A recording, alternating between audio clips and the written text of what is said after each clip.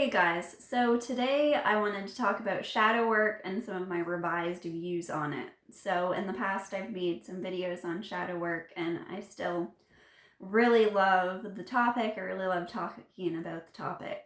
But shadow work itself is a complete misnomer because there's no one there to cast a shadow and there's nothing that needs to be done about the shadow that's cast. So when we think that we have to do something about something that's not even there, that becomes a very frustrating situation. And yet it seems as if we become aware of things. And for another kind of picture analogy, mind picture, story, whatever, picture that you're standing on a mountain and it's completely dark and you watch the sun rise and you're able to see the entire landscape in front of you, but you're so accustomed to darkness that that is what your mind still sees. So it says, oh my God, shadows, these other mountains that I can now see are casting shadows, and you make that into a problem. So that is how some of us go about shadow work, and that's kind of the reason some of us avoid really doing it. So the light is just illuminating something. It's a beautiful thing that occurs, and nobody is really doing that. Although we could speak of light as being love, open-heartedness, or we could speak of it as knowledge and even, becoming aware of making certain distinctions in this work and becoming aware of how the brain works, of how your mind works, instead of just having these unconscious patterns. So this kind of consciousness, this kind of intelligence, this kind of awareness, all these words kind of point to something that's like the light in this scenario. And so there's this beautiful Rumi poem that has parts of it just seem mysterious and parts of it just have really spoken to me. And I've had a lot of synchronicity with it in the past. And as I was kind of planning and thinking about this video and writing the poem out, I realized the extra synchronicity that happened with it, which I'll talk about. But the poem is, trust your wound to a teacher's God surgery. Flies collect on the wound. They cover it, those flies of your self-protecting feelings, your love for what you think is yours. Let a teacher wave away the flies and put plaster on the wound. Don't turn your head. Keep looking at the bandaged place. That's where the light enters you. And don't believe for a moment that you're healing yourself. So when we have the belief that we are a wounded person and that we must heal ourselves to be whole, that is what creates and perpetuates the wounds. And so one of my favorite ways of describing this and understanding this is the story. And I'm reading my son Ralph and the Motorcycle, which is by Beverly Cleary, and I loved her as a kid. She's an amazing storyteller. And you'll see if you really study stories that they all kind of have these elements. And so these elements are very similar to how our psyche works and our psyche is structured.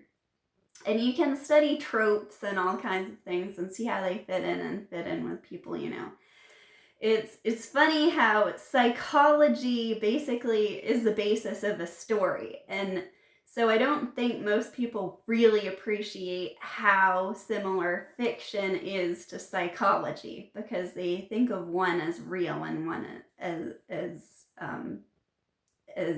the dream, when the whole thing is a dream. And so there's a lot of amazing insights to be had from studying stories. So in Ralph and the Motorcycle, Ralph heals this family wound. He has this overprotective, really concerned mother. And so the most amazing feeling to him, the thing that he wants to seek out the most is the freedom of riding a motorcycle, the rush, the danger of it and everything. And one of the reasons that his mother is so concerned about him is because his father died when he tried to eat an aspirin tablet and it dissolved in his mouth, or tried to carry it. And so in the resolution of Ralph and the motorcycle, Ralph befriends this boy who lets him ride his toy motorcycle. And the boy gets really, really sick. And so it's up to Ralph to explore for the first time the hotel and find an aspirin tablet to bring back to the boy. And so he has to figure out how to safely carry the aspirin tablet. And so he heals this sort of family wound in the story.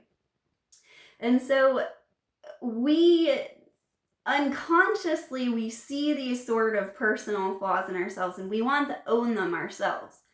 But some of shadow work is going back into your past and realizing that there are just these family wounds and there are things that you were susceptible to, and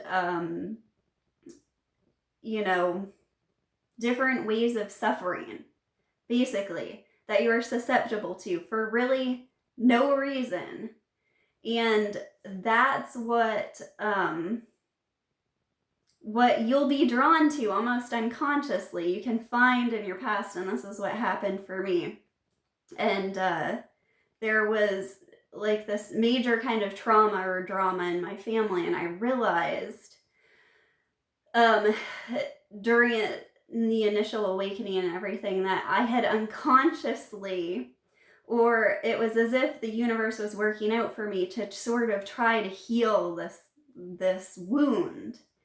And recently, through the help of Phil, which I talked about Phil and how I've been working with him in the Confessions, How I Met My Guru video, if you want to go back. But he helped me to become aware in a recent conversation of how I have this constant fear of other people overhearing me, or this constant just anxiety and underlying fear. And so there's very good reason, like I can come up within the story and see how a lot of my other personal traumas were just trying to like sort of work this out. And so you kind of have to disidentify from being the character in the story and seeing your place as the author and seeing how it's kind of this funny, just this unwinding story, and there's really nothing personal about it at all. And that's what's so counterintuitive about shadow work and why we can't own the flaws we have whatsoever. And that was my first, like, to have someone point out that to you, or to just become aware of it, is like, oh my God, shadow. When suddenly there's this light and you were in complete darkness, but it's as ridiculous as that, of then having the light and then still having something to own. So I didn't realize this synchronicity until I started planning the video, but a couple days ago I went out for a hike, or it was right after that conversation. I went out for a hike and I just had this intuition to go out to this sort of remote place that I don't usually go through. And so I grew up in the middle of nowhere, so I have a really high tolerance to flies and bugs that bite. Like really good. But there are times when it's just been raining, or times when you go through really thick, like swampy area, that it is just maddening. The amount of flies that can come after you is just maddening. And so I had this intuition, and I just got covered in mosquitoes. And I ended up like crossing this area by the water that I don't normally go by, and I saw this huge bank, I had no idea it was there, of clay. And a couple days before, I was showing my son how to get clay out of the lake and how you could use it to mold things and let it dry. And so I found this huge area of clay, and I was kind of amazed by it. And so I touched it, not like thinking about it, I just touched it and grabbed some. And then the flies, like my attention went back to the flies, and so I brushed them off and smacked them and ended up being covered in clay. So a little while later, I went into the water and washed myself off with the clay. So I get home from this hike and I'm scrolling Facebook and I see that my husband's aunt has posted this video, and I see this man covered in this gray clay. I'm like, oh my God, that's so weird. So I click on it, and it's a Christian music video, Mercy Me Flawless. And so I watched that video, and he goes through, in the past, I've been kind of triggered by contemporary music because it just seems like they're missing something to me. So that was another kind of healing thing, because I had actually been thinking about that band like a week before that. So it was another just funny thing tying them together. And so he goes through different people's lives and like different struggles that they have, whether it's something that you would consider in Christian terms, a sin, or something that they're just some challenge that they're just born dealing with. And it says and shows how everybody is flawless.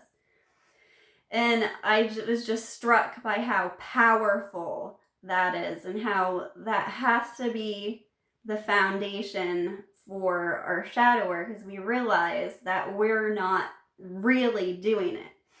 And yet it also struck me how in Christianity, there's this story that Jesus died on the cross, and so that is the reason. That was the debt paid for our sins. And so they sort of disregard or are afraid of the seeking part. And so that's the thing that we have to kind of resolve in ourselves, that it is like we're seeking, and yet it not. It's the end of the seeker that we want to have. And so this brought up another Rumi quote, which is, "Your task is not to seek for love, but merely to seek for the barriers you've built against love."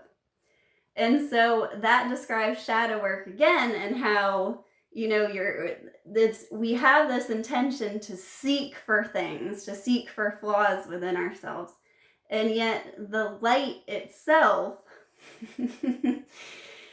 is your nature. And so that's kind of how all this resolves together. And so I have this tendency, I'm trying to resolve within myself I truly love the story. I truly love it. And like I said about some of the family trauma, my father is someone who's just really dramatic. He's an amazing storyteller, and he loves telling his stories. And some of them are embellished, and some of them are amazing. And I was aware of like how he attracted this kind of situation, this kind of family drama and everything.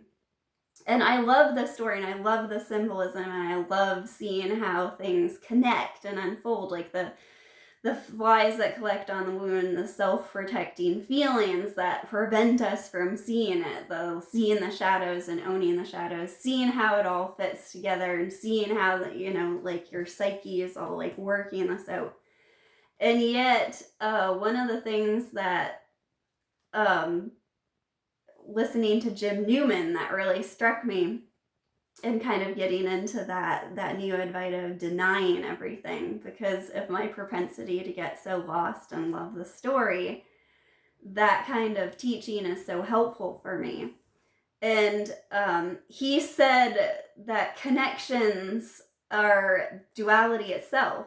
Like even seeking connection and seeing connections between things is still duality. It implies one and the other. And so it's just so funny how duality and non-duality just resolve within themselves, and there's really no difference between the two. And that's what the mind gets so confused about, and yet marvels at the beauty of it. And so that's all for today, guys. Thanks for watching. I love you guys. Talk to you soon. Bye.